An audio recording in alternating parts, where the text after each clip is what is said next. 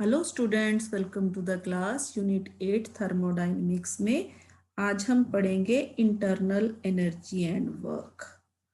तो internal energy and work पढ़ने से पहले हम थोड़ा रिवाइज कर लेते हैं। लास्ट लेक्चर में हमने पढ़ा थर्मोडायनेमिक सिस्टम्स के बारे में। थर्मोडायनेमिक सिस्टम क्या होता है? तो हमने पढ़ा कि थर्मोडायनेमिक सिस्टम जो है a large collection of gas molecules अगर हम ले ले तो ये क्या है, एक थर्मोडायनेमिक सिस्टम है।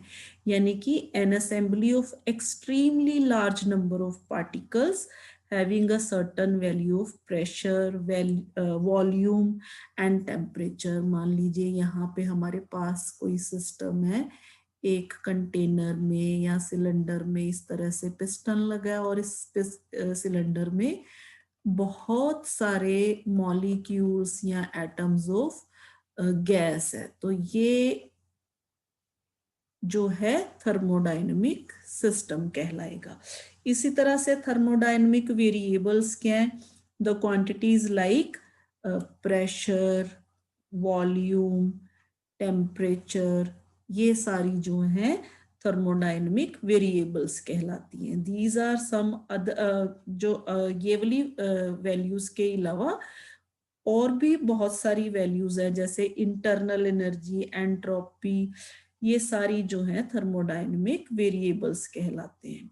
तो थर्मोडायनेमिक वेरिएबल्स जो हैं ज्यादातर can be expressed in terms of pressure, volume and temperature. इसी तरह से equation of state, equation of state क्या है? अगर हम बात करें प्रेशर, वॉल्यूम और टेम्परेचर और इनके रिलेशन की, तो अगर इनका रिलेशन की हम इक्वेशन लेते हैं तो उसको हम बोलते हैं equation of state.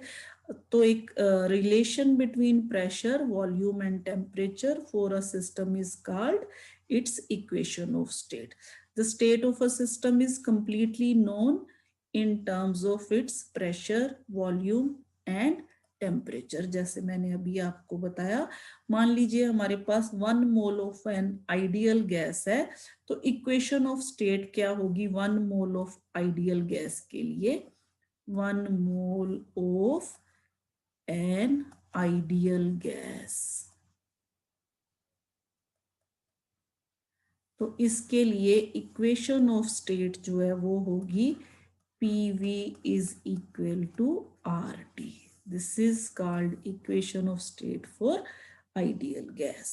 In simple system such as a good जैसे अगर हम बात करें मान लीजिए अगर हम बात करते हैं रियल गैस की, रियल गैस और आइडियल गैस, अगर हम बात करें इन दोनों में क्या डिफरेंस है? एक्चुअली आइडियल गैस होती है जिसमें माना जाता है कि जो एटम्स हैं गैस के वो इतने ज्यादा टाइनी होते हैं कि उनकी जो डायमेंशंस है वो बिल्कुल नाम मात्र है। तो ये माना जाता है आइडियल गैस के केस में कि ये एक दूसरे पे फोर्स एक्सर्ट नहीं करते। ये आइडियल गैस के केस में इसकी एजम्पशंस है, इसको हम पढ़ेंगे काइनेटिक थ्योरी ऑफ गैसेस में पढ़ेंगे, लेकिन एक्चुअली होता नहीं है ये। तो उसके लिए हम वर्ड यूज करते हैं रियल गैस। तो रियल गैसेस में क्या होता है, मॉलिक्यूल्स जो होते हैं इंटरमॉलिक्यूलर फोर्सेस होती है, इनमें ये एक दूसरे को इंटरेक्ट करते हैं। आइडियल गैस में हम ये मान के चलते हैं कि ये एक दूसरे को इंटरेक्ट नहीं करते, एक दूसरे पे फोर्स एक्सर्ट नहीं करते। तो अगर हम बात करें सिंपल सिस्टम की, जैसे एक गैस है किसी कंटेनर में, सिलेंडर में, तो any 2 variables out of the 3 variables pressure, volume and temperature determine the state of the system. तो जो तीसरा वेरिएबल है उसको हमें क्या करना पड़ता है, उसको जो third variable can be known by using the equation of state. इसके अलावा thermodynamic process, What is thermodynamic process? So here a thermodynamic process is said to be taking place if the thermodynamic variables of the system change with time. Pressure, volume and temperature अगर ये time के साथ change होते हैं तो हम कहेंगे ये थर्मोडायनेमिक प्रोसेस है। तो थर्मोडायनेमिक प्रोसेस है जो डिफरेंट डिफरेंट तरह के हो सकते हैं, जैसे isothermal process.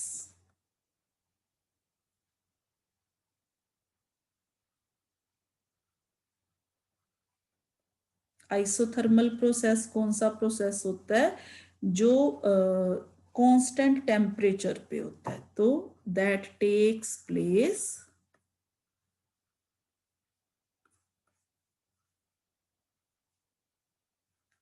Eight constant temperature is called isothermal process. इसके अलावा isobaric process.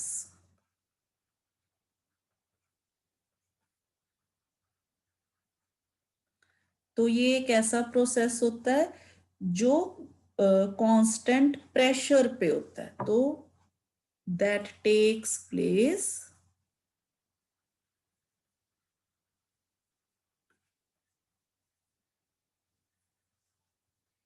at constant pressure. Constant pressure. So a thermodynamic process that takes place at constant pressure is called isobaric process. इसी तरह से isochoric process.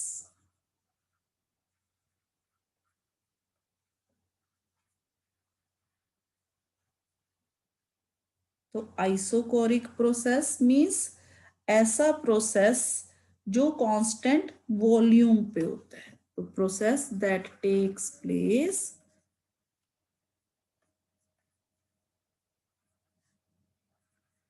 Eight constant volume, इसको हम बोलते हैं isochoric process. इसके अलावा एडियाबैटिक प्रोसेस।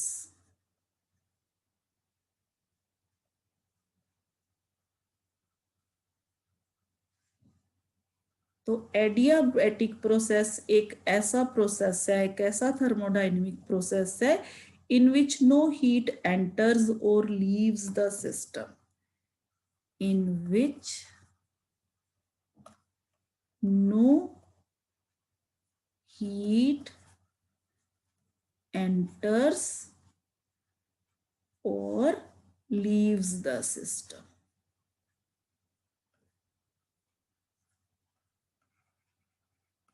ऐसे प्रोसेस को हम क्या कहेंगे? Adiabatic process. इसी तरह से cyclic process.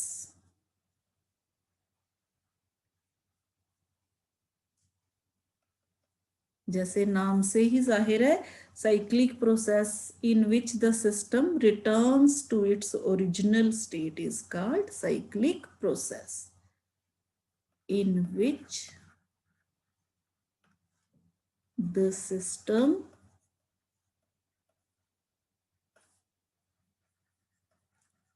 returns to its original state is called a cyclic process.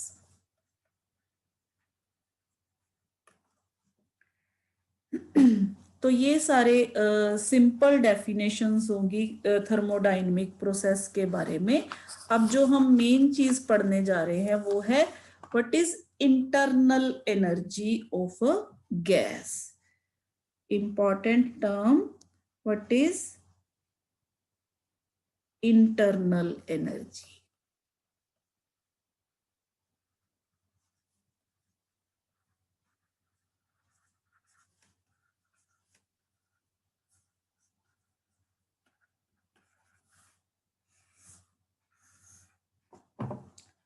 तो इंटरनल एनर्जी की बात करें अगर हम, according to the kinetic theory of gases, the molecules of a gas do not attract each other and such a gas is called an ideal और perfect gas. जैसे मैंने अभी आपको बताया कि आइडियल गैस में ये माना जाता है कि जो मॉलिक्यूल्स हैं गैस के, वो एक दूसरे को अट्रैक्ट नहीं करते, यानी कि उनमें इंटरमॉलिक्यूलर फोर्सेस जो हैं वो नहीं होती। पर अगर देखा जाए तो ये एक्चुअल प्रैक्टिस में ऐसा नहीं होता।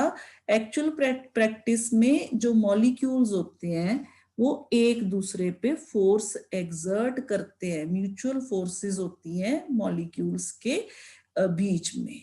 तो ऐसी गैसेस को हम क्या कहते हैं, रियल गैसेस कहते हैं। तो we know that whenever two bodies are present at a finite distance they possess potential energy. जैसे ये मॉलिक्यूल्स हैं, इनकी पोजीशन जो है एक दूसरे से डिस्टेंस पे होगी तो इनमें कोई ना कोई पोटेंशियल एनर्जी जरूर होगी। तो if volume of the gas increases, मान लीजिए हमारे पास यहाँ पे इस सिलेंडर में ये गैस मॉलिक्यूल्स हैं, अगर मान लीजिए इस केस में इसका वॉल्यूम है जो वो यहां से यहां पहुंच गया, वॉल्यूम इंक्रीज हो गया गैस का, तो क्या होगा, वॉल्यूम इंक्रीज होने से जो मॉलिक्यूल्स हैं उनके बीच में जो डिस्टेंस है वो बढ़ जाएगा।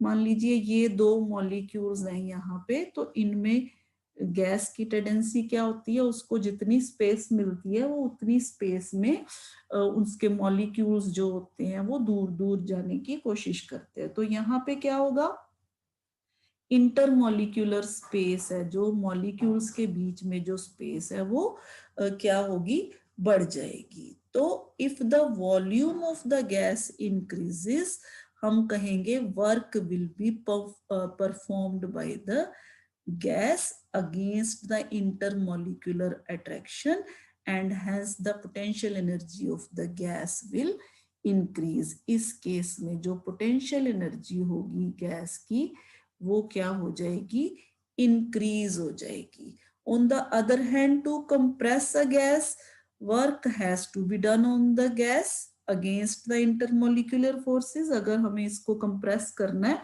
तो मान लीजिए पिस्टन जो है दोबारा अपनी पोजीशन पे लेके आ रहे हैं हम यहाँ पे, तो गैस कंप्रेस होगी तो दोबारा से जो मॉलिक्यूल्स दूर दूर गए हैं वो मॉलिक्यूल्स क्या होंगे, दोबारा से पास आएंगे, नजदीक आ जाएंगे।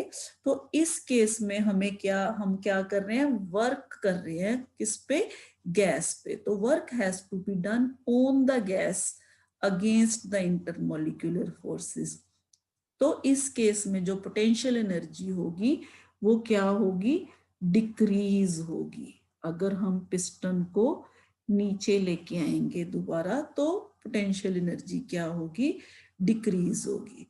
तो intermolecular potential energy of a real gas is a function of its volume. हम ये कह सकते हैं कि वॉल्यूम बढ़ने से पोटेंशियल एनर्जी बढ़ती है, वॉल्यूम कम होने से पोटेंशियल एनर्जी कम हो रही है। तो ये इंटरमोलिकुलर पोटेंशियल एनर्जी जो है वो रियल गैस के केस में, ये हम रियल गैस के केस में बात कर रहे हैं, तो क्या होगी, फंक्शन ऑफ इट्स वॉल्यूम। तो इसके अलावा एक तो पोटेंशियल एनर्जी, दूसरा जो मॉलिक्यूल्स होते हैं वो हमेशा रैंडम मोशन में होते हैं। मॉलिक्यूल्स जो होते हैं किसी भी गैस के जो मॉलिक्यूल्स हैं वो ऐसे नहीं है कि एक जगह पे टिक के बैठे रहते हैं, कभी वो इधर कभी इधर कभी इधर कभी इधर, ऑल पॉसिबल डायरेक्शंस में वो क्या करते रहते हैं, मूव करते रहते हैं। तो मूव करते रहते हैं तो उनमें कोई ना कोई काइनेटिक एनर्जी भी होती है।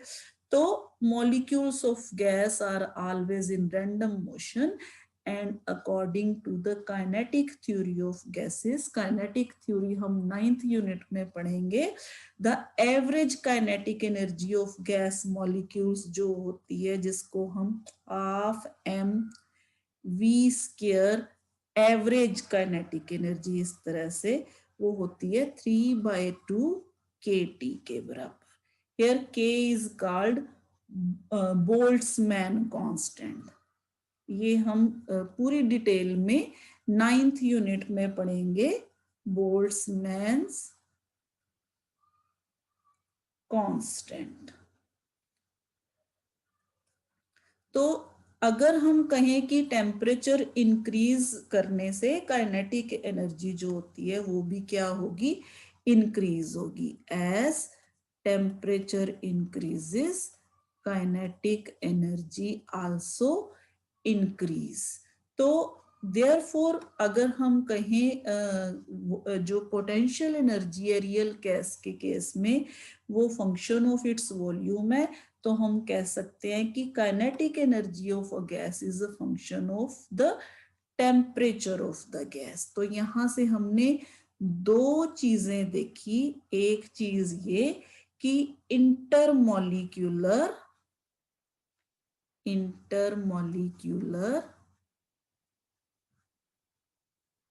potential energy of a real gas is a function of its volume, जबकि kinetic energy of a gas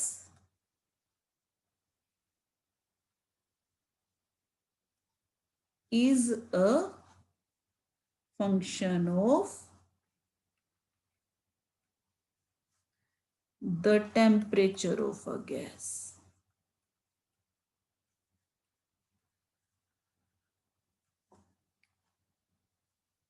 तो अगर हम इंटरनल एनर्जी की बात करें तो इंटरनल एनर्जी इन दोनों एनर्जीज का सम होती है। तो internal energy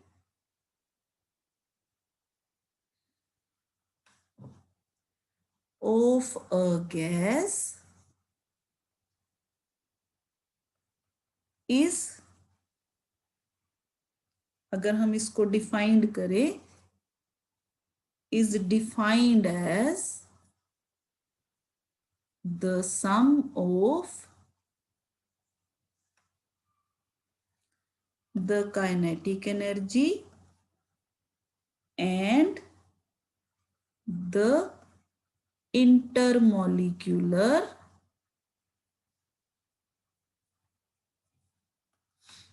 potential energy of molecules of the gas।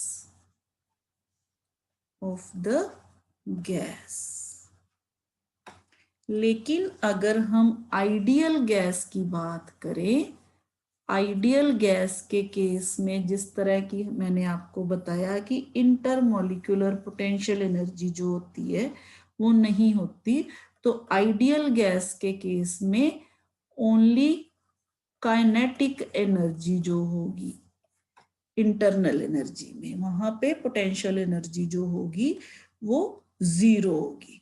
तो internal energy of a real gas is partially made of kinetic energy and partially of intermolecular potential energy, hence it is a function of temperature and volume। क्योंकि हमने कहा कि potential energy जो है function of volume and kinetic energy जो है function of temperature है।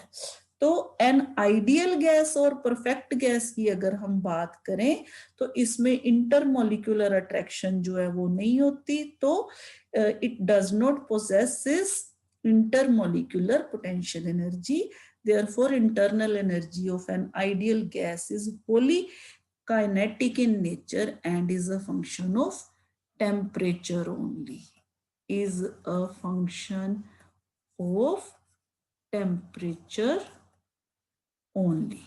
जबकि रियल गैस के केस में काइनेटिक एनर्जी और पोटेंशियल एनर्जी का सम होती है। तो this is all about internal energy of gas. Next हम पढ़ेंगे और एक इंपॉर्टेंट टर्म वो है पीवी डायग्राम।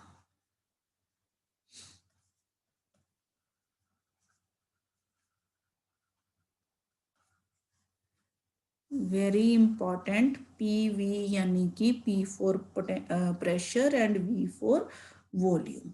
तो परफेक्ट गैस इक्वेशन की अगर हम बात करें, जिसमें हमने देखा PV is equal to R T, तो परफेक्ट गैस इक्वेशन और the equation of state is a mathematical relation between the three thermodynamics variable, जो कि प्रेशर, वॉल्यूम एंड टेम्परेचर, इन तीनों का रिलेशन है।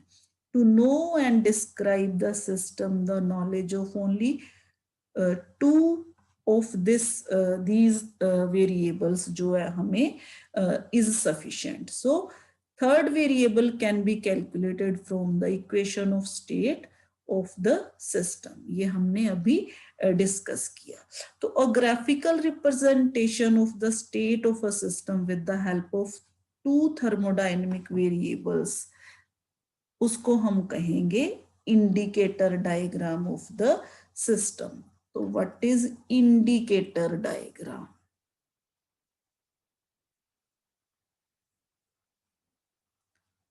पीवी डायग्राम और indicator diagram, it is graphical representation. तो किस तरह से ग्राफिकल रिप्रेजेंटेशन है? मान लीजिए in case the thermodynamic variables are, जो हमने कहा प्रेशर एंड वॉल्यूम, प्रेशर और वॉल्यूम है हमारे पास थर्मोडायनेमिक वेरिएबल। तो हम ग्राफ प्लॉट करना चाहते हैं इन दोनों में, प्रेशर और वॉल्यूम में। तो इस तरह से हम ग्राफ प्लॉट करेंगे। मान लीजिए इस एक्सिस में, वाई एक्सिस में हमारे पास प्रेशर है और एक्स एक्सिस में हमारे पास वॉल्यूम है।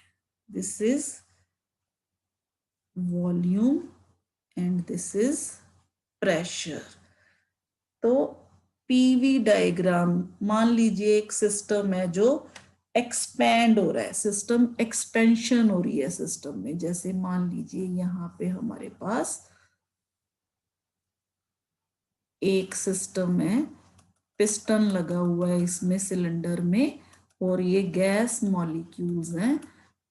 तो मान लीजिए इसमें एक्सपेंशन हो रही है, एक्सपेंशन मीन्स इसका वॉल्यूम बढ़ रहा है।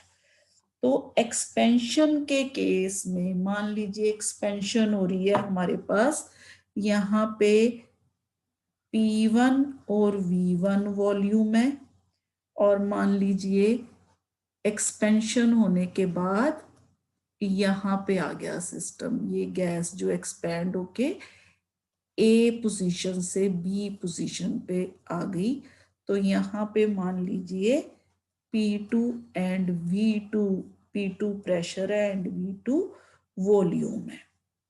इसी तरह से अगर कंप्रेशन होगा तो दोबारा से बी से ए की तरफ स्टेट आ जाएगी।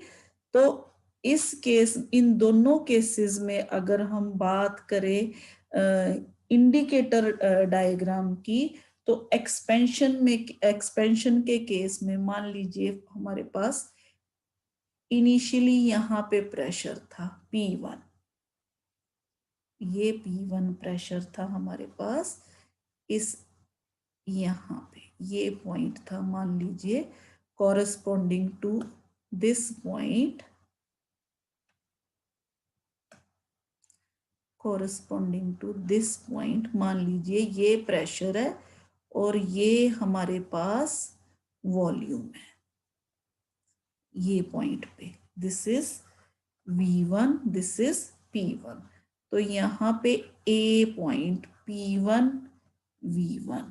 अब मान लीजिए एक्सपेंशन हो रही है, एक्सपेंशन मीन्स वॉल्यूम बढ़ रहा है। तो एक्सपेंशन होने से इस तरह से प्रेशर कम होगा और वॉल्यूम है जो वो इंक्रीज होगा। मान लीजिए कॉरेस्पॉन्डिंग टू बी पॉइंट, यहाँ पे मान लीजिए इसको थोड़ा आगे ले जाते हैं, corresponding to B point, this is V2 and this is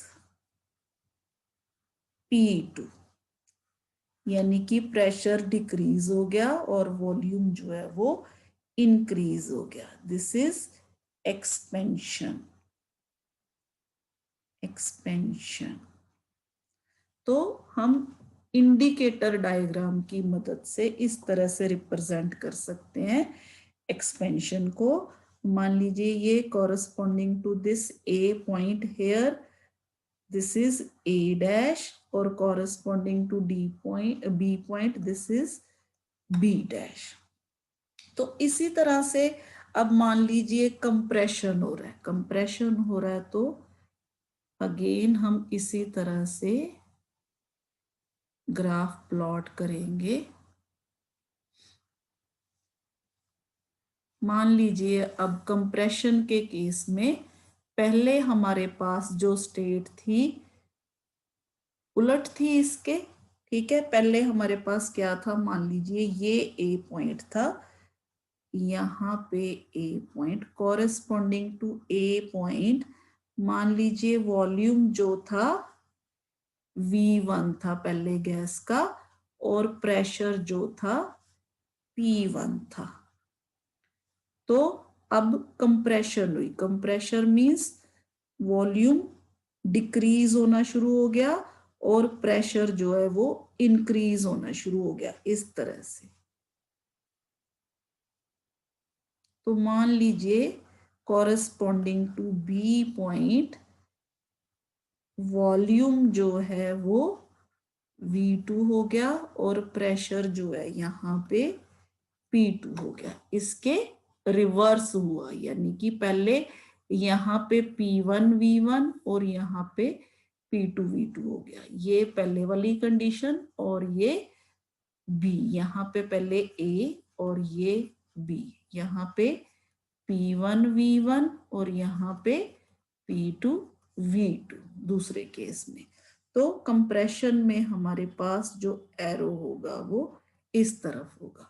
तो this is indicator diagram for compression of a gas. तो again this is A point corresponding to which P1 pressure and V1 is volume, B point P2 pressure and V2 is volume. तो इसी तरह से यहाँ पे corresponding to A ये A dash और ये B dash. तो इस तरह से हम रिप्रेजेंट कर सकते हैं इंडिकेटर डायग्राम में. This is pressure and this is volume.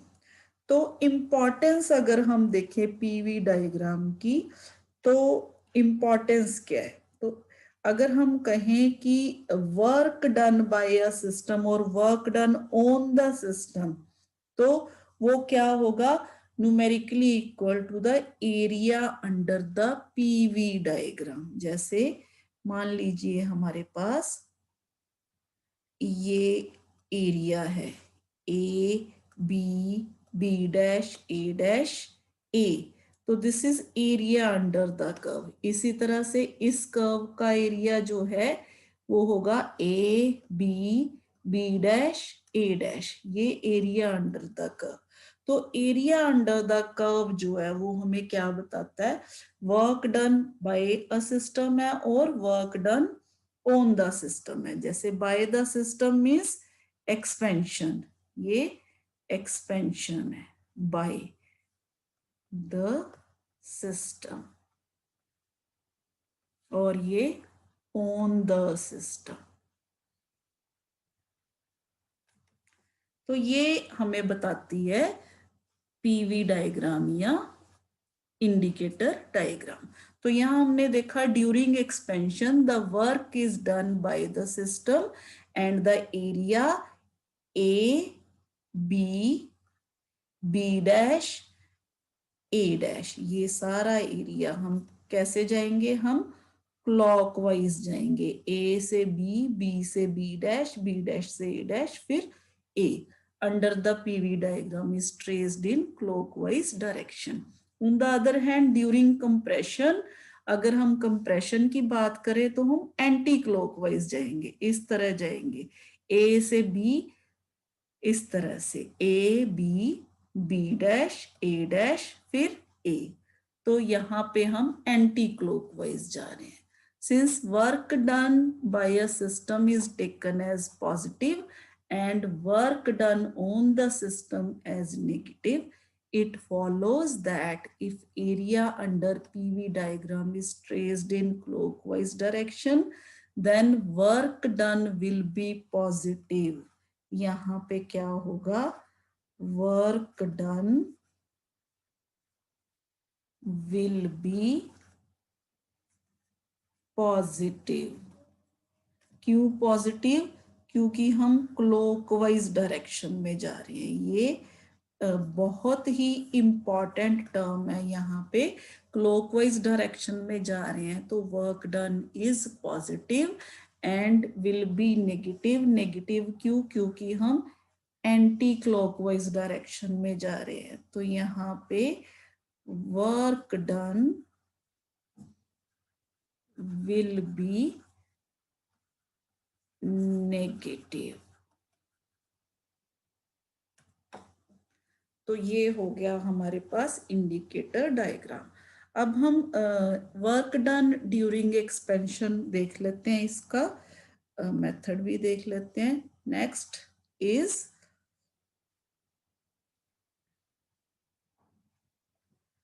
Work done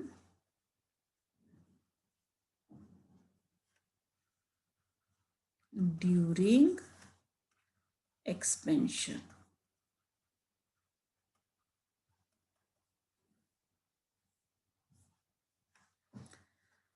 तो इसमें अगेन हम एक सिस्टम कंसिडर करेंगे इस तरह से। मान लीजिए ये हमारे पास एक सिलेंडर है, इसमें इनिशियली जो गैस है वो ए पोजीशन पे है, यहाँ पे पिस्टन ए पोजीशन पे है, और P1 और V1 pressure and volume of the gas है। मान लीजिए हमने गैस को एक्सपैंड किया और गैस एक्सपेंशन के बाद इस पोजीशन पे आ गई। दिस इज, यहाँ ये पिस्टन है हमारे पास, दिस इज पिस्टन। मान लीजिए ये बी पॉइंट पे आ गई, तो यहाँ पे P2 and V2 pressure and volume. तो मान लीजिए इस स्टेज से इस स्टेज पे आते हुए मान लीजिए बीच में कोई expansion at any instant during expansion, the pressure and volume of the gas are P and V अगर हम बोले रिस्पेक्टिवली। मान लीजिए वो ये वाली पोजीशन है, ये वाली पोजीशन है। यहाँ पे पिस्टन जब आया, गैस एक्सपैंड हुई, तो मान लीजिए P प्रेशर था और V वॉल्यूम था। अब प्रेशर कांस्टेंट रहा, वॉल्यूम थोड़ा सा इंक्रीज हुआ, यहां तक पिस्टन पहुंच गया। कांस्टेंट प्रेशर पे वॉल्यूम जो है मान लीजिए इतना V प्लस dV हो गया, यानी कि dV वॉल्यूम इंक्रीज हुआ, स्मॉल वॉल्यूम इंक्रीज हुआ, और ये पिस्टन ने जितना डिस्टेंस कवर किया उस डिस्टेंस को मान लीजिए हम dx से लिख लेते हैं। तो piston moves through infinitesimally small distance dx against the constant pressure, so volume कितना हो गया, V प्लस dV हो गया। तो यहाँ पे पिस्टन को इस पोजीशन से इस पोजीशन तक जाने के लिए कोई ना कोई वर्क करना पड़ा होगा। तो स्मॉल वर्क डन क्या होगा, स्मॉल वर्क डन जो होगा, अगर हम बात करें स्मॉल वर्क डन, तो वो किसके बराबर होगा, DW। वर्क क्या होता है, फोर्स इनटू डिस्प्लेसमेंट। तो यहाँ पे फोर्स इनटू डिस्प्लेसमेंट। अब अगर हम फोर्स की बात करें, फोर्स क्या होती है हमारे पास? फोर्स होती है प्रेशर इनटू एरिया, क्योंकि pressure is equal to force per unit area. तो यहाँ पे अगर मान लीजिए हम A is area of cross section of the piston, यानी कि ये पिस्टन जो मैंने आपको यहाँ दिखाया है, एक्चुअली ये इस तरह का दिखाई देता होगा, सिलेंड्रिकल है। तो मान लीजिए ये एरिया ऑफ क्रॉस सेक्शन है ए। तो यहाँ पे pressure is force per unit area, तो फोर्स किसके बराबर हो जाएगी? Pressure into area. Force is equal to pressure into area. तो यहाँ पे D W is equal to P into E into D x.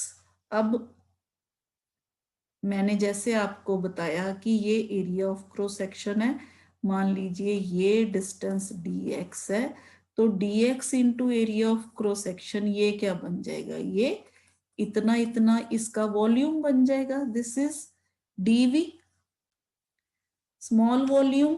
तो यहाँ पे a इंटू डी एक्स जो है वो dv के बराबर है, तो D W is equal to p into dv। So ये स्मॉल वर्क डन हुआ। The total work done during the expansion of the gas from the initial stage P1 V1 to final stage P2 V2 can be obtained by integrating this equation. तो total work done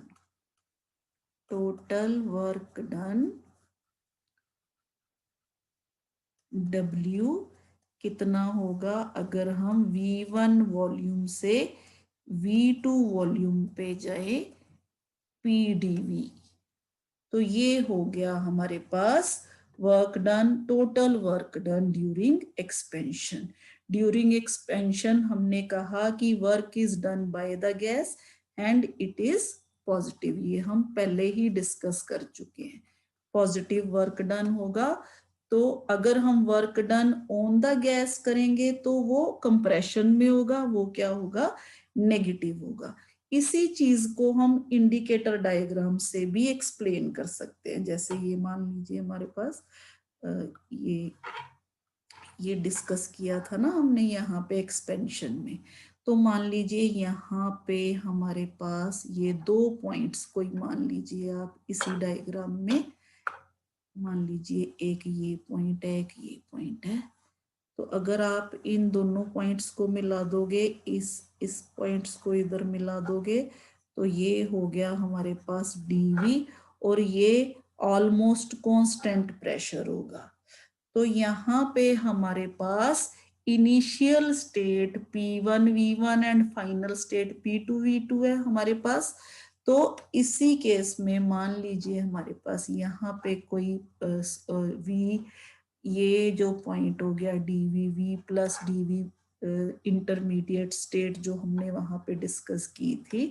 तो ये point मान लीजिए small ए है, ये मान लीजिए small B है, corresponding to this a dash, corresponding to this b dash।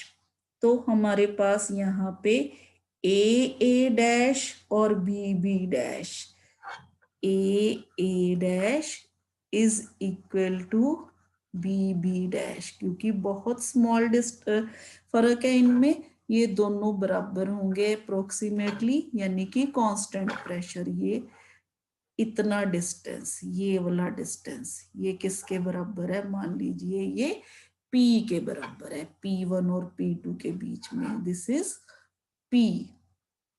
तो constant pressure on the system इसको हम कहेंगे। इसी तरह से A डैश B डैश, यहाँ पे A डैश B डैश जो है वो dV के बराबर है।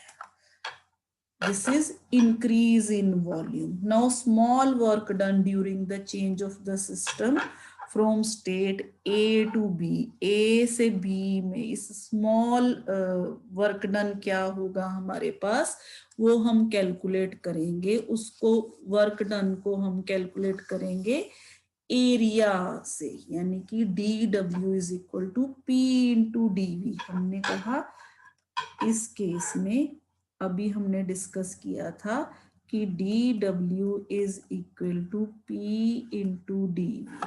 तो यहाँ पे p यानी कि ये रहा और dv यानी कि ये रहा।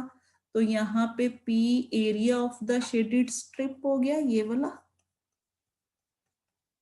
रेक्टेंगुलर ये स्ट्रिप हो गया ना, ये इसकी मान लीजिए लेंथ है और ये इसकी ब्रेड्थ है, a dash b dash into p, यानी कि p into dv। This is area of the shaded strip. तो इस तरह से हम जो वर्क डन है वो कैलकुलेट कर सकते हैं अगर हम ग्राफ को यूज करें।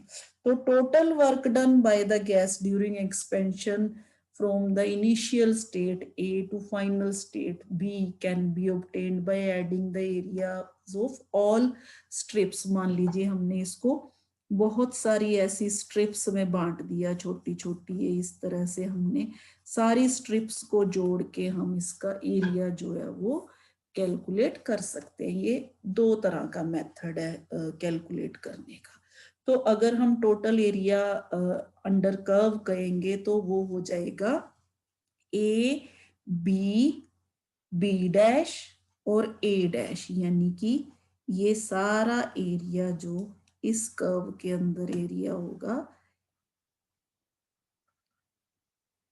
ये वाला, ये टोटल वर्क डन हो जाएगा। This is total work done, this is total work done, area under the curve a b dash a dash। तो if area under PV diagram is traced in clockwise direction, ये मैंने आपको पहले ही बोल दिया, work done will be positive, और अगर इसको हम एंटी क्लॉकवाइज डायरेक्शन लेंगे work done will be negative. तो इस तरह से हम दो मेथड्स यूज करके, इसी तरह अगर हम work done during cyclic process की बात करें, work done during cyclic process, यानी कि पहले एक्सपेंशन हुई फिर कंप्रेशन हुई, या पहले कंप्रेशन हुई फिर एक्सपेंशन हुई, कुछ भी। तो यहाँ पे मान लीजिए हमारे पास केस है, मान लीजिए पहले सिस्टम A टू B गया इस तरह से, A से B, this is pressure, this is volume. तो कॉरेस्पॉन्डिंग टू A यहाँ पे पॉइंट, कॉरेस्पॉन्डिंग टू B यहाँ पे पॉइंट। तो इसी तरह से मान लीजिए सिस्टम वापिस अपनी पोजीशन पे चला गया, कंप्रेशन हुई। तो यहाँ पे अगर हम एक्सपेंशन की बात करें तो मान लीजिए एक्सपेंशन के केस में हमारे पास W1 वर्क डन है। तो W1 फिर क्या होगा, एरिया, यहाँ मान लीजिए ये पॉइंट X है, ये पॉइंट Y है, एरिया AX B, यहाँ पे कॉरेस्पॉन्डिंग टू B यहाँ पे small b, corresponding to a यहाँ पे स्मॉल a। तो यहाँ पे AX B small b small a। तो ये होगा हमारे पास एक्सपेंशन। यहाँ पे एक्सपेंशन के दौरान जो हमारे पास जब गैस एक्सपैंड करती है एक्सपेंशन के दौरान। इसी तरह से अगर हम ड्यूरिंग कंप्रेशन की बात करें तो कंप्रेशन के दौरान क्या होगा, मान लीजिए ये कंप्रेशन है, अब ये उलट डायरेक्शन में हो गया, एंटी क्लॉकवाइज डायरेक्शन में। ये हमने बोला हुआ है कि पॉजिटिव लेना है क्योंकि ये क्लॉकवाइज डायरेक्शन में है, ये एंटी क्लॉकवाइज डायरेक्शन में है। तो कंप्रेशन में क्या होगा हमारे पास, कंप्रेशन में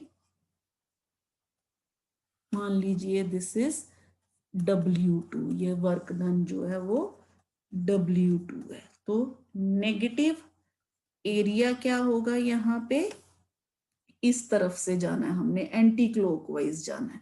तो एंटी क्लॉकवाइज जाएंगे तो बी वाई ए, तो यहां से दोबारा ए के नीचे स्मॉल ए, फिर बी और फिर कैपिटल बी। तो ये आ गया हमारे पास नेगेटिव वर्क जो हमने एंटी क्लॉकवाइज डायरेक्शन लिया। अब अगर हम net amount of work done की बात करें तो W is equal to W1 plus W2। इन दोनों एरियाज को हम जो है ऐड कर देंगे। तो इन दोनों एरियाज को ऐड करने से हमारे पास जो वर्क डन आएगा वो आएगा positive area A X B Y A. तो ये आ जाएगा हमारे पास work done during cyclic process. तो इसी तरह से अगर हम बात करें, ये हमने वर्क डन जो निकाला, net amount of work done along a cyclic path जो हमने निकाला numerically equal to the area of the cyclic path, यानी कि ये वाला जो साइक्लिक पाथ है उसके बराबर।